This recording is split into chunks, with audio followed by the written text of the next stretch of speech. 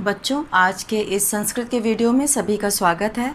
और आज हम लोग संस्कृत के इस वीडियो में व्याकरण के अंतर्गत शब्द रूप लिखेंगे नदी का। पिछले वीडियो में हम लोगों ने मति शब्द का रूप लिखा था सातों विभक्तियों में संबोधन के साथ, और आज हम लोग यहाँ पर नदी शब्द का रूप लिखेंगे और उसके बाद धातु रूप लिखा जाएगा क्री का और चर का, लट लकार और लिट लकार में। तो शुरू करते हैं हम लोग। नदी शब्द का रूप। नदी जो है वो ईकारांत स्त्रीलिंग शब्द है, तो इसका रूप हम लोग सभी विभक्तियों में लिखेंगे। तो यहाँ पर हम लोग लिखेंगे नदी, और नदी जो है वो ईकारांत स्त्रीलिंग शब्द है। तो यहाँ पर हम लोग शुरू करते हैं। यहाँ पे विभक्ति एक वचनम, द्विवचनम, बहुवचनम लिखा है, और यहाँ पर जो है कारक लिखा है। यहाँ पे प्रथम विभक्ति लिखेंगे, प्रथमा, द्वितीया, तृतीया, और वो किसके लिए प्रयोग किया जाता है ये यहाँ पर लिखा हुआ है। तो शुरू करते हैं हम लोग नदी शब्द का रूप। तो यहाँ पर नदी, ये विभक्ति है, इसमें पहले प्रथमा, सारी विभक्तियों के नाम लिखेंगे। प्रथमा, द्वितीया, तृतीया, चतुर्थी, पंचमी, षष्ठी,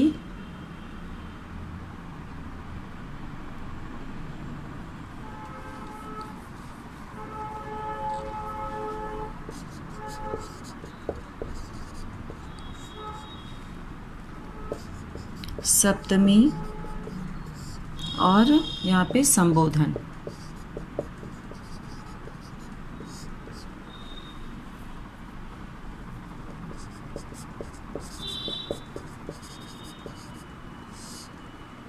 और यहाँ पर अब हम लोग रूप लिखेंगे नदी शब्द का। नदी, नद्यौ, नदी, नद्यौ, नद्यः। तो नद्यः जो है वो बहुवचन है। और फिर नदीम, नदीम, नद्यौ, नदीः, नदीः, और नद्या। अब यहाँ पर लिखेंगे नद्या, नदीभ्याम, नदीभिः, नदीभिः। और अब यहाँ पे नद्यै, चतुर्थी विभक्ति में नद्यै, और तृतीया, चतुर्थी और पंचमी का द्विवचन तीनों एक जैसा होता है, तो यहाँ पे नदीभ्याम लिखेंगे। नदीभ्याम, नदीभ्याम होगा यहाँ पे, नदीभ्याम।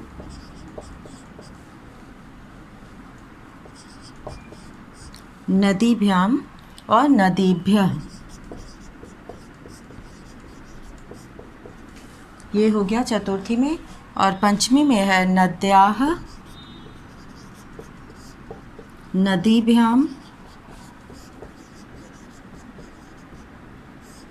नदीभ्यः। और अब है षष्ठी विभक्ति, नद्याः, नद्योः, नदीनाम,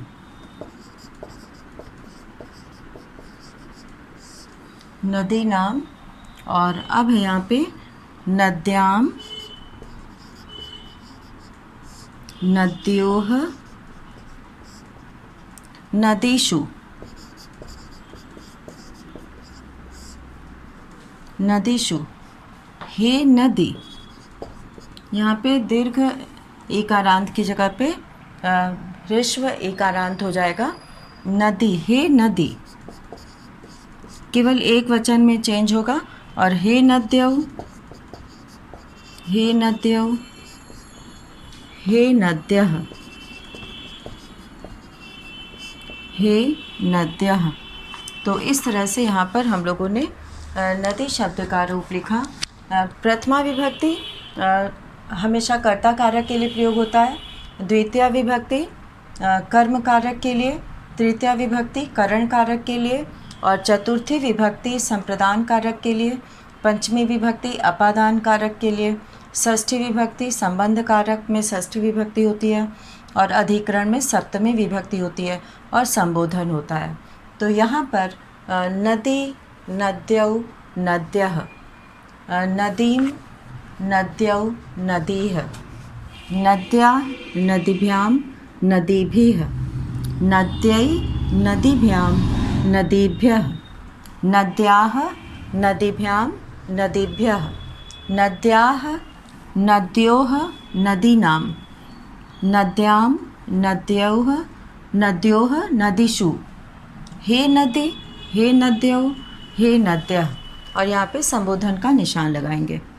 तो इस तरह से यहाँ पर हम लोगों ने पूरा किया नदी शब्द का रूप, इकारांत स्त्रीलिंग।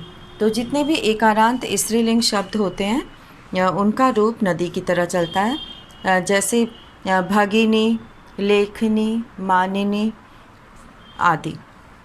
और अब हम लोग इसके बाद लिखेंगे धातु रूप। और धातु रूप जो है वो क्रियापद होते हैं, और उसमें हम लोग प्रथम पुरुष, मध्यम पुरुष, उत्तम पुरुष और एक वचन, द्विवचन और बहुवचन के अंतर्गत लट लकार और लिट लकार का रूप लिखेंगे। और इसमें जो है सबसे पहले हम लोग चर धातु का लिखेंगे। चर का मतलब होता है चरना। तो यहाँ पे उसमें पुरुष होते हैं, विभक्ति नहीं होती है क्रियापद में। एक वचन, द्विवचन और बहुवचन रहेंगे। और यहाँ पर हम लोग शब्द रूप की जगह पर हो जाएगा धातु रूप। चर धातु का हम लोग लिखेंगे। तो शुरू करते हैं हम लोग धातु रूप, और इसमें सबसे पहले हम लोग चर धातु का रूप लिखेंगे। और इसमें पहले हेडिंग डालेंगे धातु रूप। यहाँ पर धातु रूप, यहाँ पर चर मतलब चलना या चरना, चलना या चरना। और इसमें हम लोग लट लकार का लट लकार में लिखेंगे इसको, लट लकार, लट लकार।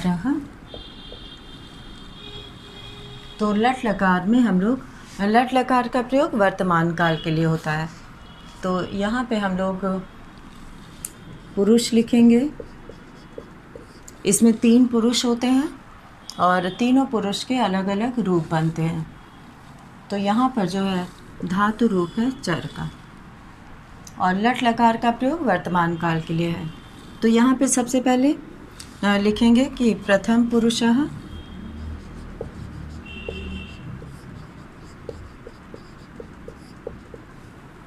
मध्यम पुरुषः,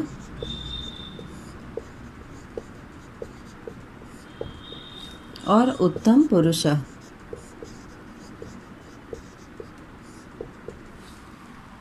तो यहाँ पर जो है पहला यहाँ पे चर धातु का रूप बनेगा चरति, चरता है एक वचन में या चलता है। चर का प्रयोग चलने के लिए भी किया जाता है। द्विवचन में चरतः और बहुवचन में चरन्ति। और अब इसके बाद चरसी, मध्यम पुरुष में चरसी बनेगा चरसी, चरथः, चरथ। और उत्तम पुरुष में चरामि, चरावः, चरामः। तो ये हो गया चर धातु का रूप लट लकार में चरति, चरतः, चरन्ति। चरसि चरथः चरथ, चरामि चरावः चरामः। और अब हम लोग इसी का लिट लकार का रूप लिखेंगे। तो लिट लकार में यहाँ पर लिट लकार, लिट लकार का प्रयोग जो है वो भविष्य काल के लिए किया जाता है। तो इसमें यहाँ पे वचन जो है वो इसी लाइन में लिखेंगे। यहाँ पे पुरुष लिख देते हैं, प्रथम पुरुषः, मध्यम पुरुषः,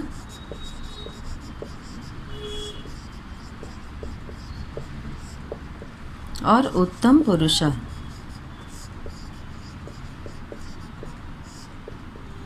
और यहाँ पर एक वचन का है ये रूप, और ये द्विवचन का रहेगा, ये बहुवचन का रहेगा। प्रथम पुरुष एक वचन में यहाँ पे रूप बनेगा चरिष्यति,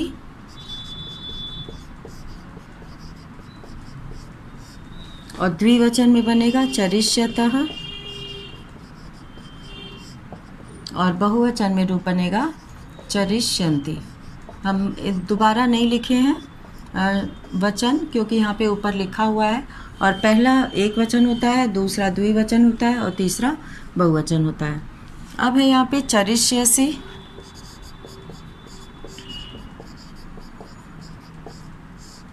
चरिष्यथः, चरिष्यन्ति। और उत्तम पुरुष में चरिष्यामि, चरिष्यावः, और चरिष्यामः।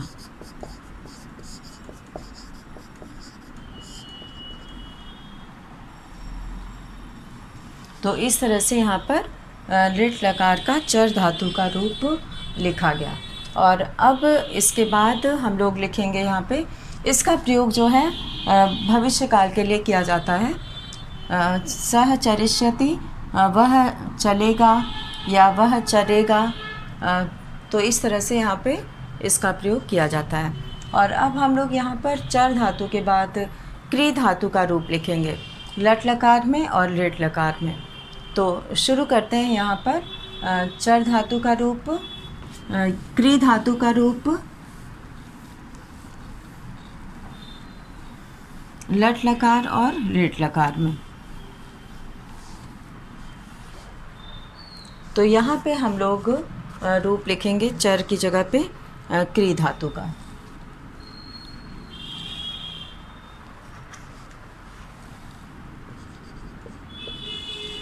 और क्री का अर्थ होता है करना।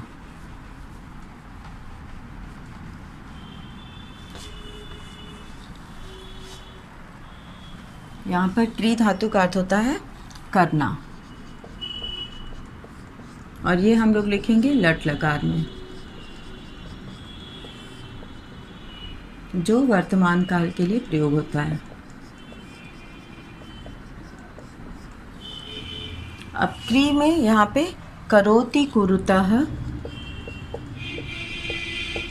करोति कुरुतः कुर्वन्ति। और दूसरा है करोषि, करोषि कुरुथः कुरुत, करोषि कुरुथः कुरुत, करोमि कुर्वः कुर्मा। तो इस तरह से यहाँ पे क्री धातु का रूप बन गया। करोति करता है, दो लोग करते हैं और बहुत से लोग करते हैं। और अब हम लोग क्री धातु का क्री का जो है लिट लकार लिखेंगे, और इसका रूप बनेगा, वचन यहाँ पे लिखा हुआ है उसी के नीचे हम लिख रहे हैं। तो यहाँ पे करिष्यति, करिष्यति, करिष्यतः, करिष्यन्ति। करिष्यसि, करिष्यथः, करिष्यन्ति, करिष्यथ, करिष्यत्, करिष्यथः, करिष्यत्, करिष्यामि,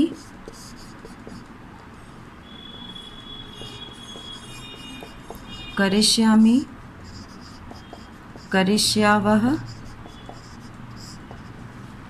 करिष्यामः। तो यहाँ पे हम लोग जो है इसका रूप इस तरह से लिखें। क्री धातु का करिष्यति करेगा, तो करिष्यतः दो द्विवचन में और करिष्यन्ति बहुवचन में। तो ये एक वचन का है, ये द्विवचन का है, ये बहुवचन का रूप है। तो इस तरह से हम लोगों ने यहाँ पर क्री धातु का और चर धातु का लट लकार और लिट लकार में रूप लिखा है। तो इसके बाद हम लोग यहाँ पर इसको सभी बच्चे लिख लेंगे कॉपी में, और इसके बाद हम लोग अपठित गद्यांश लिखेंगे। और अपठित गद्यांश में एक छोटा सा गद्यांश लिखकर उसमें पूछे गए प्रश्नों का उत्तर लिखा जाएगा। अपठित गद्यांश में सबसे पहले एक गद्यांश रहेगा संस्कृत में, और उस पर आधारित प्रश्नों को पढ़ के उसमें से उत्तर ढूंढकर लिखा जाता है। तो इसमें सबसे ज़्यादा ज़रूरी होता है कि अपठित गद्यांश को पहले अच्छी तरह से पढ़ लिया जाए, एक बार दो बार, और फिर उसका अर्थ समझने के बाद ही प्रश्न को समझ के उसका उत्तर खोजा जाए। तो शुरू करते हैं। यहाँ पर एक अपठित गद्यांश का अभ्यास करेंगे। तो सभी लोग जो है इसको देखेंगे ध्यान से। अपठित अवबोधनम के अंतर्गत व्याकरण निधि में दिया हुआ है।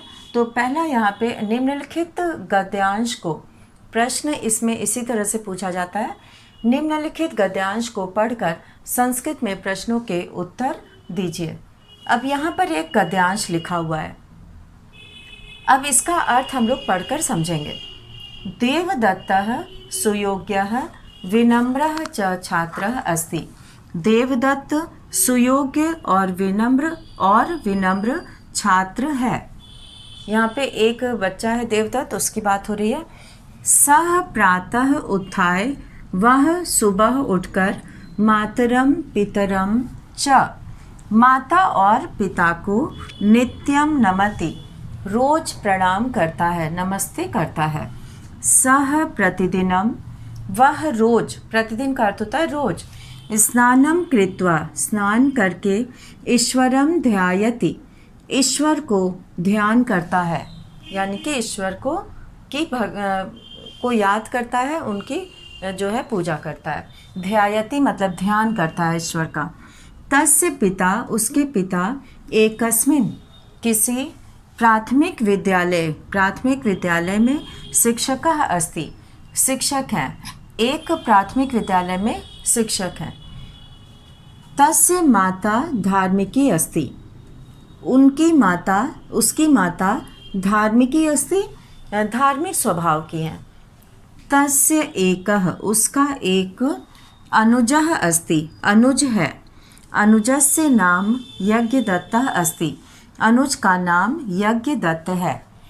तस्य एका अग्रजा अस्ति, उसकी एक बड़ी बहन है। अग्रजा कहते हैं बड़ी बहन को।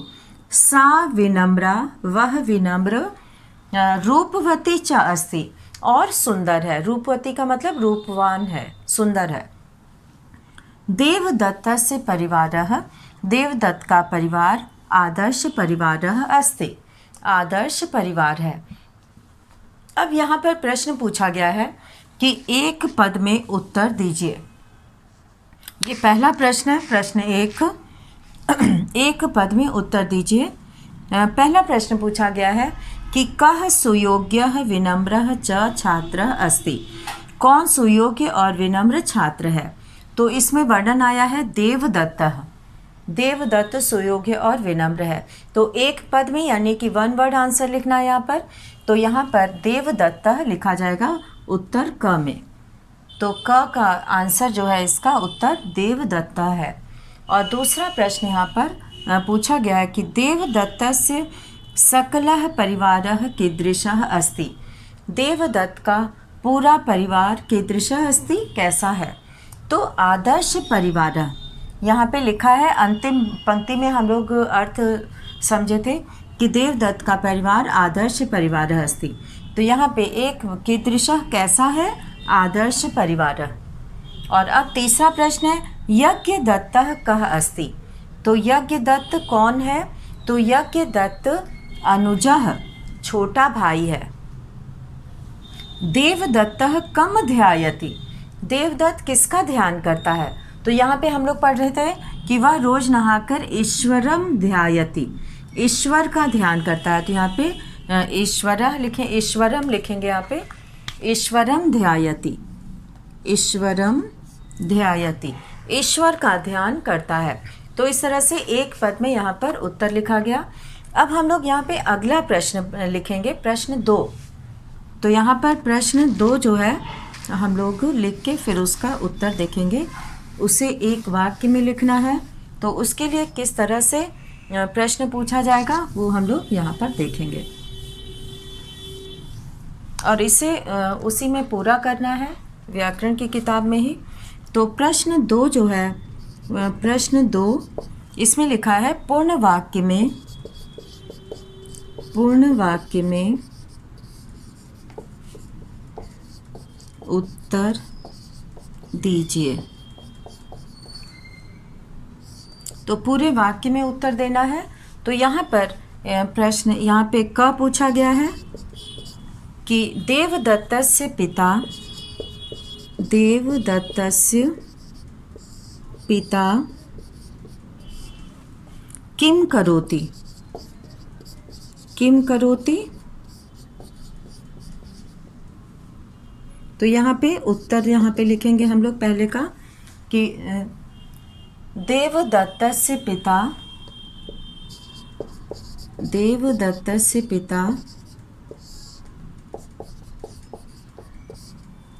प्राथमिक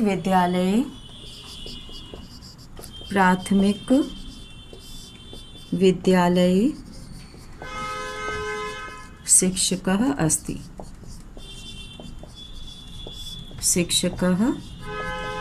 अस्ति। तो यहाँ पर जो है उत्तर इसका एक वाक्य में लिखना है, क्योंकि ये प्रश्न पूछा गया है एक वाक्य में। अब हम लोग यहाँ पे दूसरा प्रश्न करेंगे ख, और देखते हैं ख में क्या पूछा गया है। ख में पूछा गया है कि देवदत्तः प्रातः उत्थाय का अर्थ होता है उठकर। कौ मतलब कौन दोनों को नमति मतलब नमस्ते करता है, प्रणाम करता है। तो यहाँ पर जैसा कि हम लोग अनुच्छेद में पढ़े हैं यहाँ पर कि सह प्रातः उत्थाय मातरम पितरम च नित्यम नमति, वह सुबह उठकर माता और पिता को रोज नमस्ते करता है। तो इसका उत्तर भी इसी में है। तो इसका उत्तर हम लोग यहाँ पर लिखेंगे देवदत्तः, प्रश्न से ही उत्तर शुरू किया जाएगा। प्रातः उत्थाय देवदत्तः प्रातः उत्थाय मातरम पितरम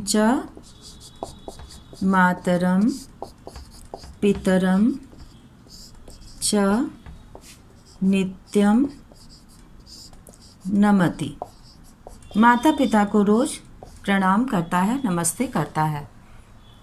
तो इस तरह से यहाँ पे ये 2 प्रश्न जो कि एक पद में उत्तर लिखना था पहले प्रश्न का, और दूसरे प्रश्न का उत्तर यहाँ वाक्य में लिखना था।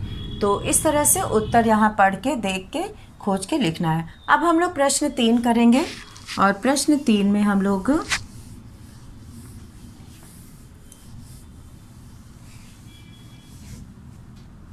प्रश्न 3 यहाँ पर प्रश्न 3 निर्देशानुसार उत्तर दीजिए। निर्देशानुसार उत्तर दीजिए।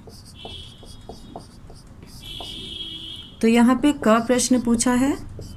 क में पूछा है कि देवदत्तस्य शब्द में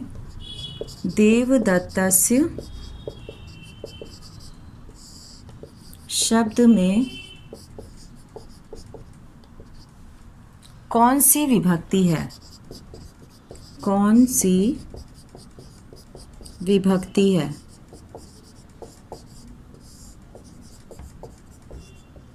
तो यहाँ पर देवदत्त शब्द में षष्ठी विभक्ति है, तो इसका उत्तर यहाँ पर लिखना है षष्ठी विभक्ति।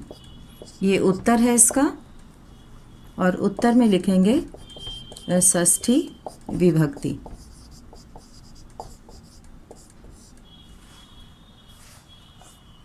और अब यहाँ पे ख में प्रश्न पूछा गया है। यहाँ पे हम लोग लिखेंगे ख का प्रश्न, और ख में लिखा है विनम्रः छात्रः में। यहाँ पे विनम्रः छात्रः में विशेष क्या है? में विशेष क्या है? तो यहाँ पे प्रश्न पूछा गया है कि विनम्र छात्र, विनम्र छात्र में विशेष क्या है? तो विशेषण, विशेष जो है जिसकी विशेषता बताई जाती है वो जो है विशेष होता है। तो यहाँ छात्र की विशेषता बताई जा रही है, तो छात्र विशेष है। और जो विशेषता बताई जाती है जैसे विनम्र, सुयोग्य, तो ये विशेषण है। तो यहाँ पे छात्र लिखेंगे, उत्तर इसका हम लोग लिखेंगे छात्र, तो ये विशेष है। और अब ग में हम लोग प्रश्न देखते हैं कि नमति में धातु व लकार कौन सा है? नमति में धातु और लकार कौन सा है? कौन सी धातु है, कौन सा लकार है? तो यहाँ पर जो है नमति, ये लट लकार है। पठ धातु जैसे पठती होता है, वैसे यहाँ नम धातु से नमति है। तो यहाँ पर हम लोग उत्तर में लिखेंगे नम धातु लट लकार, कॉमा लगा के यहाँ पर नम धातु है और लट लकार, लट लकार, तो ये जो है इसका उत्तर हो गया कि नम धातु लट लकार। धातु और लकार यहाँ पे कॉमा लगा के हम लोगों ने दोनों लिख दिया। और अब यहाँ पे घ वाला लिखेंगे प्रश्न, और घ में पूछा है कि अधार्मिकी पद का विलोम लिखिए। अधार्मिकी, अधार्मिकी पद का, अधार्मिकी पद का विलोम लिखिए। अधार्मिकी पद का विलोम लिखिए। तो यहाँ पे हम लोग उत्तर में लिखेंगे अधार्मिकी है, तो अ लगाने से भी बहुत सारे विलोम बनते हैं। तो यहाँ पर हम लोग जो है देखेंगे कि यहाँ पे अ हटाने के बाद धार्मिकी बचता है, तो धार्मिकी पद का यहाँ पे प्रयोग हुआ है। तो ये जो है धार्मिकी का विलोम अधार्मिकी हो गया है।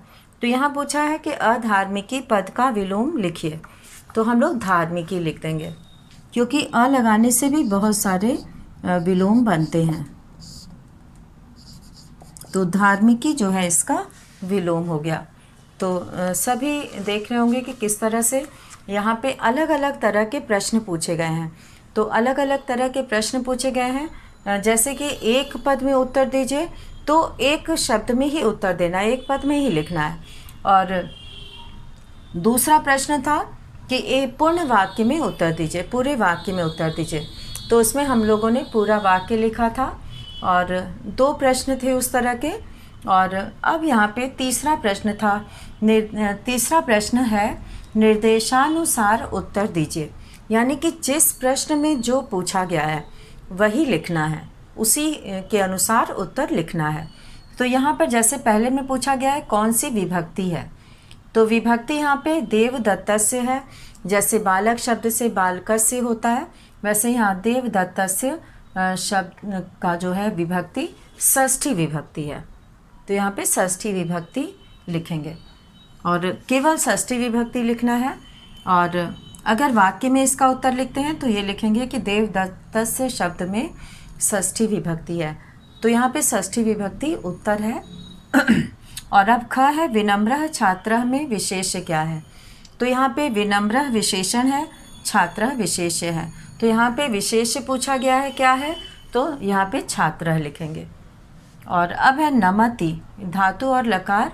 तो यहाँ पे नमति नम धातु से बना है और लट लकार प्रथम पुरुष एक वचन का रूप है। तो लकार इसमें लट लकार है। तो यहाँ पे नम धातु लट लकार।